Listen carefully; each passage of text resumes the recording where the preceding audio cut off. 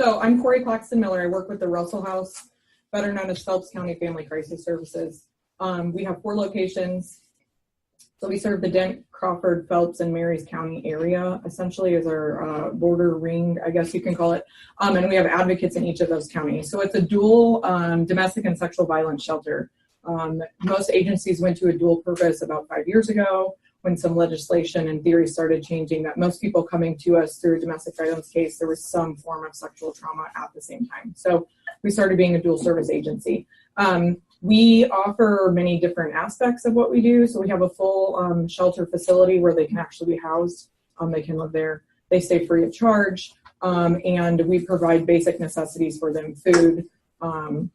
We provide linens, toiletries, housing, obviously. And then we have a crisis line, which is 24 hours a day, every day of the year, for both domestic and sexual violence. And then we have in-house, we have case managers, we have counseling through the whole spectrum of the age group. So we have adolescent counselors, child counselors, and then we have adult counselors as well. So when families come to us, mom and children, everyone's needs can be met in a counseling session instead of trying to piece it all together and send child here and that. We contract out and they come to us, which is super helpful. We've just started doing that within the last year. So we've seen much progress with that. If you're only focusing on working with mom and the kids have experienced the same trauma, it becomes kind of cumbersome to navigate all of that.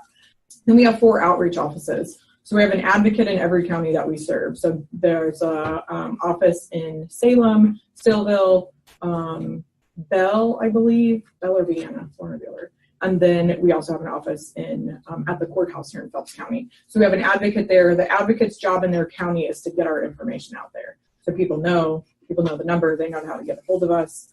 Their job is to educate the police department in their area. So the police officers have our resources to just generally be there. The other part of an advocate is they go to court with the victims and they help them navigate the ex parte process, the order of protection process, things of that nature. Every client that comes to us does not want an order of protection, and that's just all there is to it. Some of them just want someone to talk to because he's at work right now for an hour and a half and they need to be back home before he gets back home, and that's fine. We serve that purpose as well.